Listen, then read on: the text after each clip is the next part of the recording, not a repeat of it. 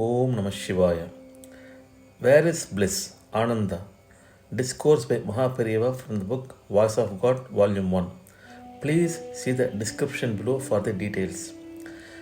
We have countless desires, but it is certain that one day or other the things we desire will leave us or we will leave them. If we ourselves give up these desires before death causes the separation, we can have so much bliss. All our desires are like a tether to which we tie ourselves. As we keep reducing our desires, the causes for our sorrow will also reduce. If we give up all desires before this life ends, we need not have to be born again and suffer. We can get dissolved in Paramatma and become bliss ourselves. We feel proud that, as different from the beast, we are endowed with the faculty of discrimination. But in what way does man act significantly different from them? All animals and even insects eat, multiply their species, and die. Generally speaking, it does not appear that man does anything more. If so, what is there to feel proud about his faculty of discrimination? The highest knowledge is to find the way to enduring bliss. Does man get such enduring bliss?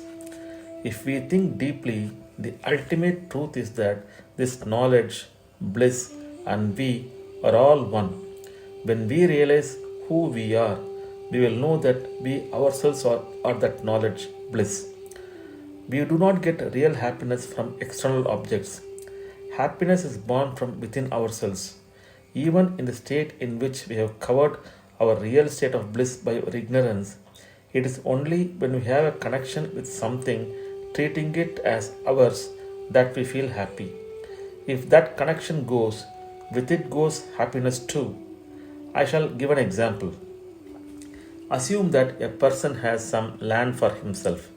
Assume also that year after year the land gives higher and higher yields. Because of this feeling that this field is mine, he is pleased whenever the yield increases. Then the yield starts decreasing. He sells the land to somebody else. Again next year, the same field gives still higher yield.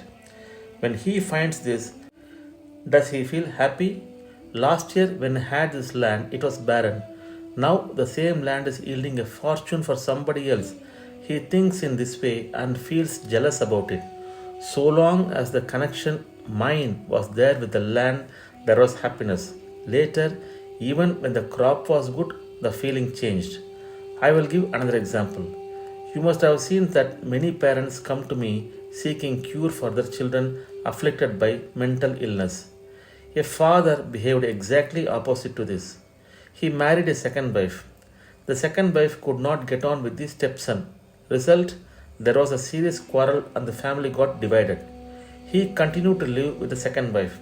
He deserted his son. One day he came to me and said that his son indulged in black magic against his second wife, but fortunately it rebounded on himself. When all parents get worried when their children are mentally affected, this father feels happy about it. Why this? Because he has lost the feeling that the son was my son. With the second wife, his feeling is that this is my wife. That is why he feels happy when she suffers no harm. If the association with that I, which is subject to illusion, Maya, induces so much happiness, how much more blissful will that I be, which is not associated with anything and is bliss itself? We find that even the bitter gourd, when cooked with jaggery, tastes a bit sweet. Since the sweet taste is because of the association with the jaggery, is there any doubt that jaggery by itself is only sweet? By the association of that illusory race of the I, of this bitter and sorrowful world, we get happiness. If that I is alone and is unassociated, how much more happiness will that be? If a light is covered by a small pot with holes on its body, the rays of light come through these holes. We see a little bit of the ray of happiness from the soul light through the holes, namely the senses. If the pot of illusion is broken, we can become bliss ourselves. Although, depending on the size of the holes, the light rays coming through the holes may differ in size. What is inside is only one light. If we break the pot of illusion, the multiplicity of the universe, what we observe will disappear, and we will perceive only one thing which is of the nature of bliss. The only way to break the illusion Maya is to control desires. So long as there is mind, there will be desires. Therefore, the mind is to be stilled. It should not be understood that if the mind is stilled, we will become like a lifeless thing, without any power as if on the verge of death. On the contrary, this is the state which is the support of all powers. Normally, for a person who has a handicap in one organ, there will be greater power in another organ. Just as the flow in one canal increases if the flow in another is blocked, the handicap in one organ gives extra power to another. If all the sense organs which scatter the spiritual force are blocked, all powers will then remain concentrated blissfully in one place. With such great power, we can do good to the world.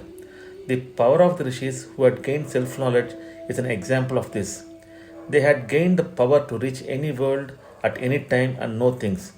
They heard the Veda mantras from the space which we can't and gave them to us. How to control desires, how to still the mind, how to secure enduring happiness. Those who ask such questions shall follow the teachings of the Vedas. That is enough. In the end, they can get the inner bliss. May Lord Parameshwara shower his blessings for this to happen. Om Namah Shivaya. In the next discourse, we can hear MahaPeriyava speak about the Lord will step forward and welcome. Om Namah Shivaya. Hara Hara Shankara Jaya Jaya Shankara. Kanchi Shankara Kamakoti Shankara.